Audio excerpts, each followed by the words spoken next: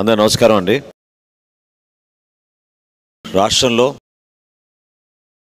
గత 5 సంవత్సరాలుగా జగన్మోహన్ రెడ్డి గారు ముఖ్యమంత్రి అయిన తర్వాత రాష్ట్ర ప్రభుత్వం కానివ్వండి, వైఎస్ఆర్సీపీ పార్టీ నాయకులు కానివ్వండి, అదేవిధంగా సలహాదారులు కానివ్వండి, 24 గంటలు 365 రోజులు చాలా అద్భుతమైన ప్రభుత్వం అని, ఇటువంటి పరిపాలన ఎవరు కూడా ఊహించలేదని, రాష్ట్ర ప్రజల కోసం అంకిత భావంతో పనిచేస్తున్న ఏకైక ముఖ్యమంత్రి జగన్మోహన్ రెడ్డి గారని పదే పదే చెప్పుకుంటూ వస్తున్నారు. ముఖ్యమంత్రి గారేమో మొన్న ఎన్నికల ప్రచారంలో భాగంగా రాష్ట్రంలో ఇప్పుడు వరకు ఈ 5 సంవత్సరాల్లో 130 సార్లు బటన్ నొక్కానని, 130 సార్లు బటన్ నొక్కినా ఒక్క రూపాయి కూడా అవినీతి జరగలేదని సెల్ఫ్ సర్టిఫికెట్ ఇచ్చుకున్నారు. ఎవరు అడగలేదు, ఆయనే స్వయంగా బహిరంగ సభలో ఒక సర్టిఫికెట్ ఇచ్చుకున్నారు. రూపాయి కూడా అవినీతి జరగలేదు మా ప్రభుత్వంలో, 130 సార్లు మేము బటన్ నొక్కామని. ఇది ఎంత అవాస్తవమో, ఎంత సత్యదూరమో చిన్న పిల్లవాడిని అడిగినా కూడా రాష్ట్రంలో సామాన్యుడు పడుతున్న ఇబ్బందుల గురించి, ప్రతి రంగంలో కూడా వాళ్ళు పడుతున్న కష్టాలు, అవినీతితోటి ఎంత ఇబ్బంది పడ్డారో ప్రతి ఒక్కరు కూడా వివరించుకుంటూనే వస్తూ ఉన్నారు. పత్రికల్లో పుంఖానుపుంఖాలుగా ప్రతిరోజు మీరందరూ జర్నలిస్టుగా మీరు చేస్తున్న డ్యూటీ ప్రజలకి తెలిసే విధంగా మీరు ఒక ప్రయత్నం చేస్తూనే వచ్చారు. ప్రతిపక్ష పార్టీలుగా జనసేన పార్టీ మేము కొన్ని శాఖలు జరుగుతున్న అవినీతి గురించి ఆధారాలతో సహా అనేక సందర్భాల్లో పత్రికా విలేకరుల సమావేశం ఏర్పాటు చేసి మేము ప్రజల ముందుకు పెట్టాం వివరాలు.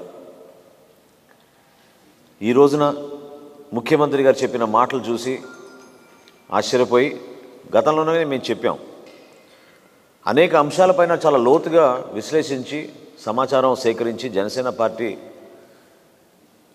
ఒక ప్రయత్నం, ఈ ప్రభుత్వంలో పనితీరు మారుతుందని, ముఖ్యమంత్రి ఆలోచన విధానంలో ఒక మార్పు వస్తుందని, అంతిమంగా రాష్ట్ర ప్రజలకి మేలు జరుగుతుందని ఒక ప్రయత్నం మేము చేస్తూనే వచ్చాం. కానీ వాళ్ళు స్పందించే విధానం కేవలం వ్యక్తిగతంగా మాపైన దాడులు చేయడం, విమర్శించడం, దానికి పరిమితం అయ్యారు తప్ప వాస్తవాలకి దూరంగా లేదు. ఈరోజు ముఖ్యమంత్రి గారు చెప్పిన ఈ మాటకి, ఒక రూపాయి కూడా అవినీతి జరగలేదనే మాటకి కొన్ని ఆశ్చర్యకరమైన విషయాలు రాష్ట్ర ప్రజలకి మీ అందరి ద్వారా తెలుపుతున్నాం.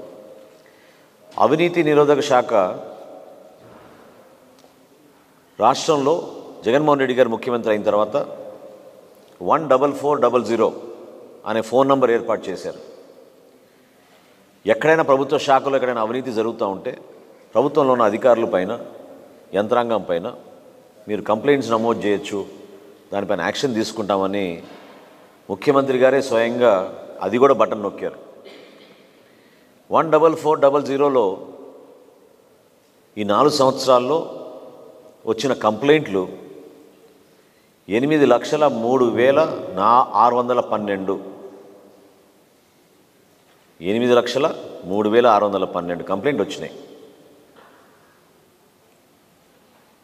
ఇంకా ఆశ్చర్యకరమైన విషయం ఏంటంటే, నిజంగానే మనం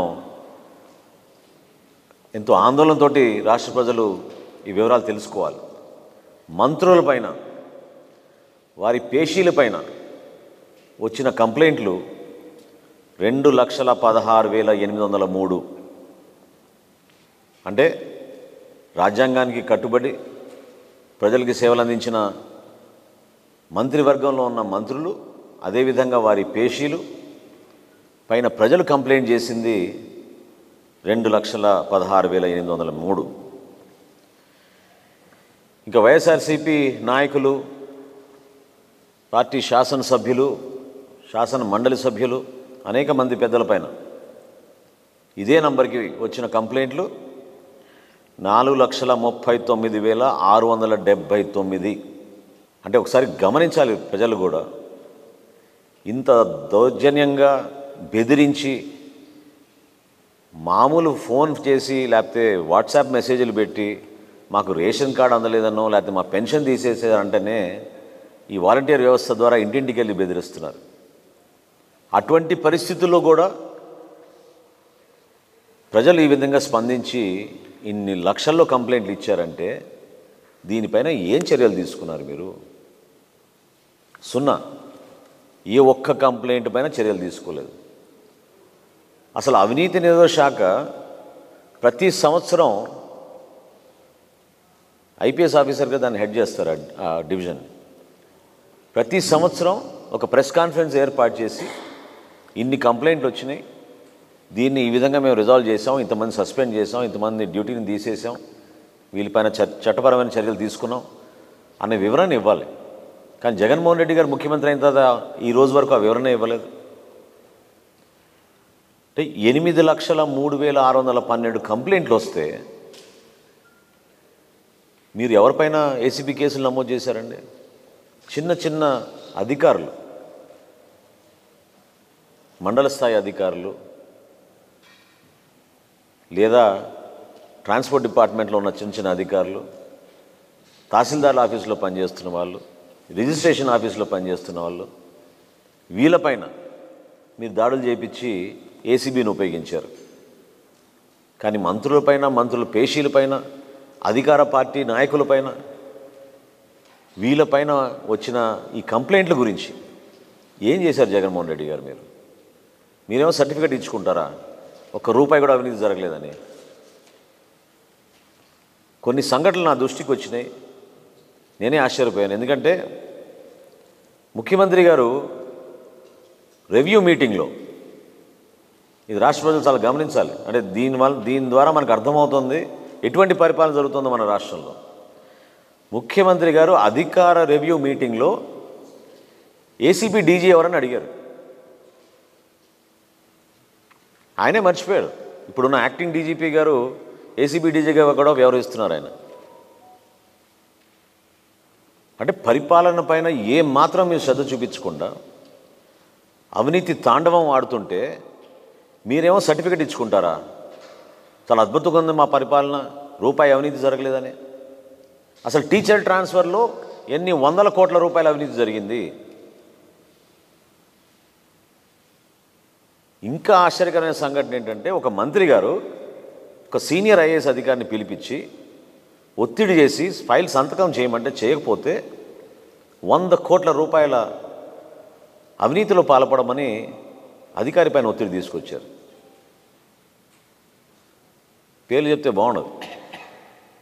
స్వయంగా మంత్రే ఒక ఐఏఎస్ అధికారి పైన 100 కోట్ల రూపాయల ఆఫర్ ఇచ్చారు.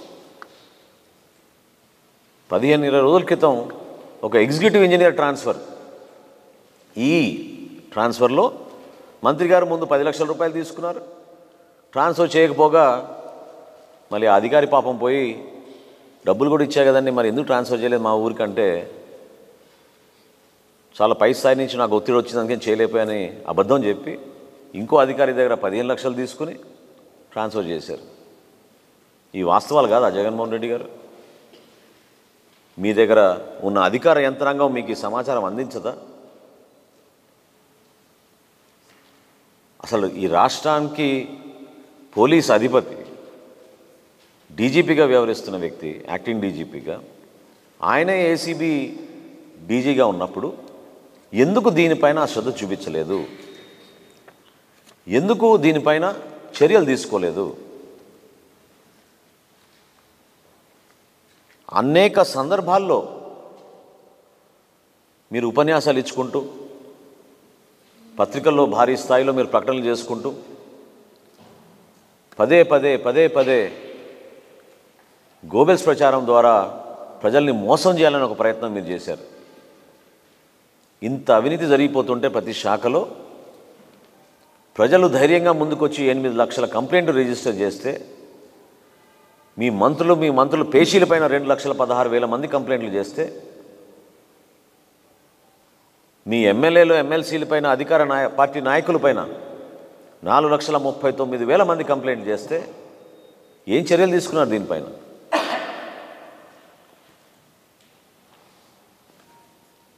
జనసేన పార్టీ నుంచి మేము డిమాండ్ చేస్తున్నాం, ఇప్పుడైనా అవినీతి నిరోధక శాఖ అధికారులు తక్షణమే ప్రెస్ మీట్ పెట్టి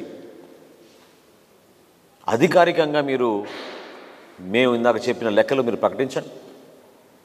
ఎందుకు వెనకాడుతున్నారు? ఎందుకు 5 సంవత్సరాల నుంచి మీరు కనీసం ఆ ప్రక్రియ చేయలేదు? ఏ కారణాల వలన ఈ గుణాంకాలు బయటికి రాకుండా మీరు ఆపిపెట్టారు? ఎవరిని మీరు ప్రొటెక్ట్ చేస్తున్నారు? స్వయంగా మంత్రి వర్గంలో ఉన్న మంత్రులు అవినీతి చూసి అధికారులు ఆశ్చర్యపోయి ఆ ఫైల్స్ పైన నోట్ చేశారు. వీళ్ళు ఇది చాలా ఇర్రెగ్యులర్, దీనిని మీరు ఇమ్మీడియట్గా దీనిపైన యాక్షన్ తీసుకోమని ముఖ్యమంత్రి గారికి ఫైల్ సర్క్యులేట్ చేసినా కూడా ఎందుకు చర్యలు తీసుకోలేదు? రూపాయి అవినీతి జరగలేదని మీరు ఎట్లా బహిరంగ సభలో ఆ విధంగా ప్రజల్ని మభ్యపెట్టే విధంగా ఇన్ని సంవత్సరాలు మీరు పబ్బం గడిపేసి సమయానంతా వెచ్చించి ఎన్నికల సమయంలో కూడా మరొక్కసారి మీరు చేస్తున్న ప్రయత్నాన్ని మేము ఖండిస్తున్నాం.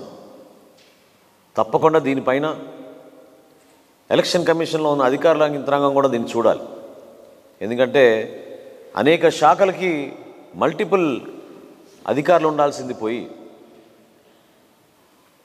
అధికారం అంతా కేంద్రీకరమై కొంతమంది చేతుల్లోనే ఉంటుంది. ఇది చాలా ప్రమాదం ప్రజాస్వామ్యానికి. చిత్తశుద్ధితో పనిచేసే అధికారులను నలిపేస్తున్నారు. వాళ్ళకి ఇవ్వాల్సిన గౌరవం, వాళ్ళకి ఇవ్వాల్సిన ఆ పదవులు లేకుండా కేవలం కొంతమంది చేతుల్లోనే అధికార యంత్రాంగాన్ని ఉపయోగించుకుని ఎన్నికల్లో దుర్వినియోగం చేయడానికి కోసం వీళ్ళు చేస్తున్న ప్రయత్నాన్ని ఎలక్షన్ కమిషన్ ఆఫ్ ఇండియా దీన్ని దృష్టిలో పెట్టుకోవాలి. రాష్ట్ర డీజీపీగా వ్యవహరిస్తున్న వ్యక్తి ఏసీబీ డీజీగా కూడా ఆయన వ్యవహరిస్తున్నప్పుడు ఎందుకు వీటిపైన చర్యలు తీసుకోలేదు? ఈ వివరాలు ప్రజలకు ఎందుకు తెలపలేదు? వీటిపైన జనసేన పార్టీ ఈ వివరాలు ప్రజలకు అర్థమయ్యే విధంగా మేము చేసిన ఈ కసరత్ని ఇప్పుడు ఎన్నికల కోడ్ వచ్చింది కాబట్టి ఎలక్షన్ కమిషన్ ఆఫ్ ఇండియా తప్పకుండా దీనిపైన స్పందిస్తుందని మేము నమ్ముతున్నాం, ఆశిస్తున్నాం. అదేవిధంగా మా పార్టీ అధ్యక్షులు పవన్ కళ్యాణ్ గారు 30 తారీఖు నుంచి 10 నియోజకవర్గాల్లో ఎన్నికల ప్రచారం ఖరారైంది. 30 తారీఖు నుంచి 2వ తారీఖు వరకు పిఠాపురంలో, 3వ తారీఖున తెనాలి నియోజకవర్గంలో, 4వ తారీఖున నెల్లిమర్ల నియోజకవర్గంలో, 5వ తారీఖున అనకాపల్లి నియోజకవర్గంలో, 6వ తారీఖున ఎలమంచిలి నియోజకవర్గంలో, 7వ తారీఖున పెందుర్తి నియోజకవర్గంలో, 8వ తారీఖున కాకినాడ గ్రామీణ నియోజకవర్గంలో, 9వ తారీఖున మరొకసారి పిఠాపురంలో, 10వ తారీఖున రాజోల్ నియోజకవర్గంలో, 11వ తారీఖున పి గన్నవరం నియోజకవర్గంలో, 12వ తారీఖున రాజానగరం నియోజకవర్గాల్లో మొదటి విడత ఎన్నికల ప్రచారం మా పార్టీ అధ్యక్షులు పవన్ కళ్యాణ్ గారి టూర్ ప్రోగ్రాం ఖరారైంది. దీనికి స్థానికంగా ప్రతి జిల్లాలో ఉన్న నాయకులందరూ కూడా సమన్వయపరుచుకుంటూ మండల స్థాయి జనసేన పార్టీ నాయకులు, వీర మహిళలు, జన సైనికులు అందరూ కూడా ఈ కార్యక్రమాల్లో పాల్గొనే విధంగా, సక్సెస్ అయ్యే విధంగా క్షేత్రస్థాయిలో తెలుగుదేశం పార్టీ, భారతీయ జనతా పార్టీ నాయకులతో కూడా సమన్వయపరుచుకుంటూ ఈ సమాచారాన్ని అందరికీ అందించి మన పార్టీ అధ్యక్షులు పవన్ కళ్యాణ్ గారికి ఘన స్వాగతం పలకమని, అదేవిధంగా స్థానికంగా ఉన్న అభ్యర్థుల్ని గెలిపించే విధంగా కార్యాచరణ సిద్ధం చేసుకోమని జనసేన పార్టీ తరఫున మేము కోరుతున్నాం.